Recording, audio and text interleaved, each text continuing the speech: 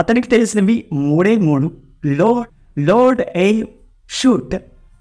అతను ఎవరు, ఆ స్టోరీ ఏంటి, ఇవన్నీ తెలియాలి అంటే ఆడియన్ పార్ట్స్ అండ్ ఫ్యాక్ట్స్లో ఆడియన్ ఈరోజు మీకోసం అయితే ఆ స్టోరీ చెప్పడానికి సిద్ధంగా ఉన్నాడు. ఇంకేమాత్రం ఆలస్యం చేయకుండా ఆడియన్ పార్ట్స్ అండ్ ఫ్యాక్ట్స్లో స్టోరీ నెంబర్ 4 రెడీయా? రెడీ. చిన్నప్పటి నుంచి ఒలింపిక్స్లో ఎలా అయినా సరే ఆడాలి అన్న ఆశను అయితే తన మైండ్లో లోడ్ చేసుకున్నాడు. కెరీర్లో ఎన్నో ప్రాబ్లమ్స్, అటువైపు లైఫ్లో కానీ, జాబ్ వైపు కానీ, షూటింగ్ ప్రాక్టీస్ చేసేటప్పుడు కానీ ఇలా చాలా ప్రాబ్లమ్స్ వచ్చాయి. కానీ ఈ ticket collector to India's most successful cricket క్యాప్టెన్గా ఎదిగిన MS ధోనీని అయితే ఇన్స్పిరేషనల్గా తీసుకొని మొత్తానికి తన టార్గెట్ని అయితే మాత్రం ఏం చేసేసాడు. అడ్డంకులు, అవరోధాలు తనకి కొత్త కాదని, ఇండియాలోనే కాకుండా ఒలింపిక్స్ చరిత్రలోనే తన పేరు చాలా వసతి యాచకుండిపోయేలాగా చరిత్ర లిఖించేశాడు. అతనే మీకు ఎవరికో ఈపాటికి అర్థమయ్యే ఉంటుంది కదా. 2024 ప్యారిస్ ఒలింపిక్స్లో 50 మీటర్ ఎయిర్ రైఫిల్ 3 పొజిషన్స్లో బ్రాంజ్ మెడల్ సాధించిన స్వప్నిల్ కుషాని గురించి ఈ రోజు తెలుసుకోబోతున్నాం.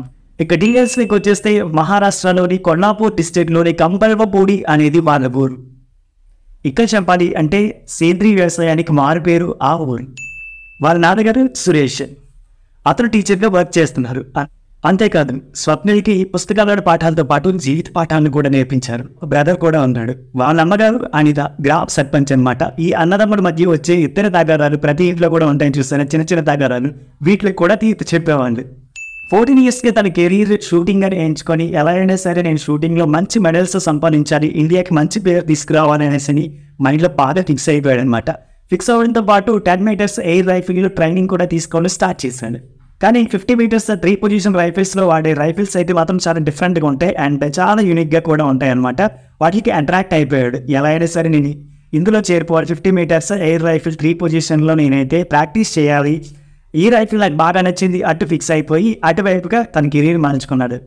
ఇంకేంటి కట్ చేస్తే 2015 ఆసియా నేషనల్ జూనియర్ ఛాంపియన్షిప్లో Gagan Narang Olympic gold medalist అతనికంటే బెస్ట్ పర్ఫార్మ్ ఇచ్చి అందరి దృష్టిని కూడా అట్రాక్ట్ చేసేసాడు అనమాట అంత మంచి పర్ఫార్మెన్స్తో. కానీ తన లైఫ్లో ఇచ్చిన ఒక మలుపు అప్పుడే తిరిగింది. ఏంటి అంటే మిల్క్, అలాగే మిల్క్ ప్రొడక్ట్స్లో లాక్టోస్ ఉంటుంది కదా. సో లాక్టోస్ డైజెషన్ ప్రాబ్లం అనేది ఉందన్నమాట. అంటే మిల్క్కి సంబంధించిన ఏ ప్రోడక్ట్స్ తీసుకున్నా సరే సింపుల్గా చెప్పాలంటే లాక్టోస్ ఇండైజెషన్ అనమాట. సో అది అతనికి డైజెస్ట్ అవ్వదు. మిల్క్కి సంబంధించిన మిల్క్ ప్రొడక్ట్స్కి సంబంధించినవి ఏవి తీసుకున్నా సరే డైజెస్ట్ అవ్వకపోవడంతో పాటు ఫీవర్ అండ్ థ్రోట్ పెయిన్ కూడా వచ్చేస్తుంది అనమాట. సో ఇది చాలా ప్రాబ్లం అయింది. ఎందుకంటే స్పోర్ట్స్ పర్సన్కి ఇది చాలా ఇంపార్టెంట్.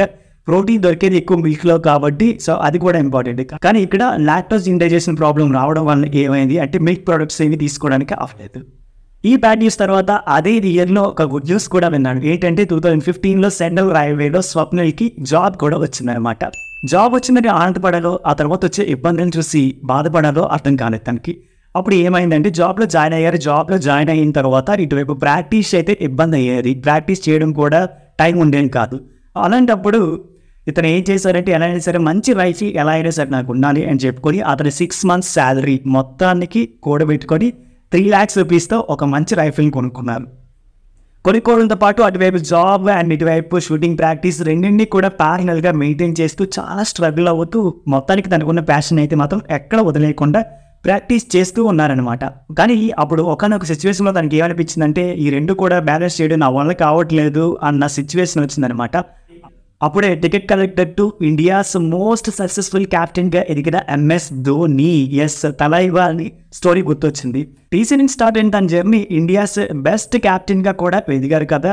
సో తనే నాకు ఇన్స్పిరేషన్ అని అనుకుంటూ అక్కడితో అప్పుడే కదా 2016లో MS Dhoni the untold story అంటూ మూవీ కూడా రిలీజ్ అయ్యే సూపర్ సక్సెస్ వచ్చింది తెలుసు కదా. ఇక స్వప్నిల్ కుసారి కూడా తనకి ఎప్పుడు లో ఫీల్ అనిపించినా, బాధగా అనిపించినా, నేను ఇంకా సాధించలేనేమో ఇలాంటి డౌట్స్ వచ్చినప్పుడల్లా కూడా ఆ మూవీని నెంబర్ ఆఫ్ టైమ్స్ చూసారంట. ఎంత అంటే more than 100 times చూసారంట.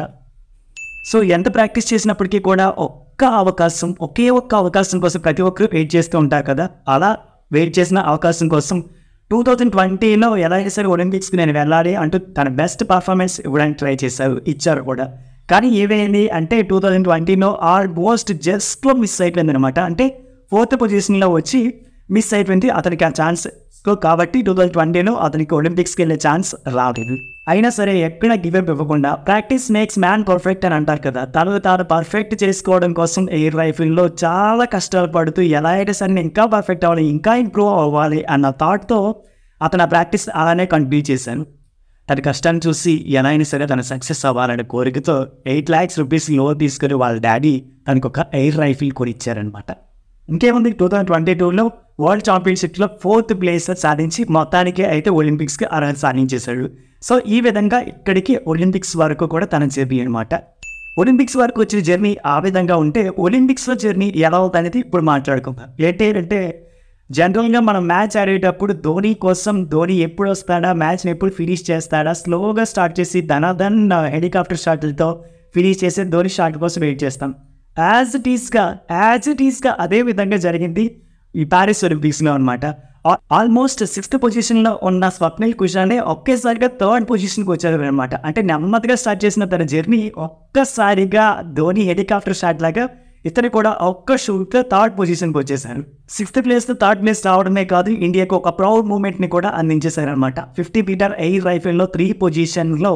సో ఈ 3 పొజిషన్ అనేది ఏంటంటే 3 పొజిషన్ డిఫరెంట్ పొజిషన్స్లో ఉండి రైఫిల్తో షూట్ చేయాలన్నమాట. సో అప్పుడు పాయింట్స్ క్యాలిక్యులేట్ చేస్తూ ఉంటారనమాట. 6th to 3rd ప్లేస్ రావడమే కాదు, ఇండియాకు ఒక ప్రౌడ్ మూమెంట్ కూడా తీసుకొచ్చేసారు. 50 మీటర్ ఎయిర్ రైఫిల్ 3 పొజిషన్లో ఇండియాకి బ్రాంజ్ మెడల్ తీసుకొచ్చి, బ్రాంజ్ మెడల్ అయినా సరే తక్కువ ఏం కాదు, తన కష్టం ముందు అది కూడా చాలా చిన్నది అని అనిపించవచ్చు. ఇండియాకి ఒక ప్రౌడ్ మూమెంట్ అండ్ ఒలింపిక్స్లో బ్రాంజ్ మెడల్ సంపాదించిన స్వప్నిల్ కుషాలికి మన సబ్స్క్రైబర్స్ తరఫున, నా తరఫున, అలాగే హోల్ ఇండియా ఇండియా తరఫున హార్టీ కంగ్రాచ్యులేషన్స్. అయిపోలేదు స్టోరీలో ఇంకొక పాయింట్ కూడా ఉంది. ఏంటి అంటే చిన్నప్పటి నుంచి ఎడ్యుకేషన్ వాళ్ళు కానీ, జాబ్ వాళ్ళని కానీ, లేదా షూటింగ్ ప్రాక్టీస్ వాళ్ళని కానీ ఇంటికి దూరంగా ఉండేవాళ్ళు స్వప్నిల్ కుషాలి. అలా దూరంగా ఉన్న ప్రతిసారి కూడా ఇంటికి వచ్చేటప్పుడు ఏదో ఒక వస్తువులు కానీ ఏదైనా తీసుకురావడం తనకు అలవాటు.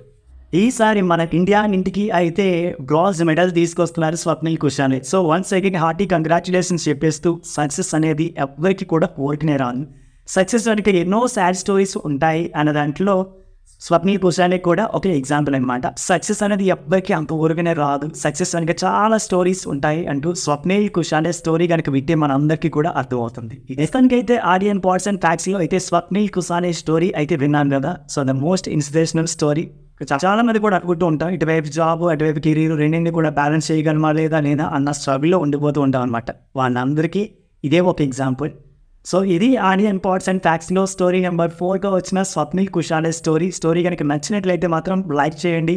అలాగే స్వప్నిల్ కుషాలికి మీరు కంగ్రాచ్యులేషన్స్ చేయాలి అనుకుంటే మాత్రం మన కమెంట్ బాక్స్లో కమెంట్ చేసేయండి. అండ్ ఫస్ట్ టైం మన ఛానల్ చూస్తే మాత్రం సబ్స్క్రైబ్ కూడా చేసేసుకోండి. ఈ స్టోరీ తెలియని వాళ్ళు చాలా మంది అంటారు కదా, వాళ్ళని కూడా షేర్ చేసేయండి. నేను మీ ఆడియన్ సైనింగ్ ఆఫ్.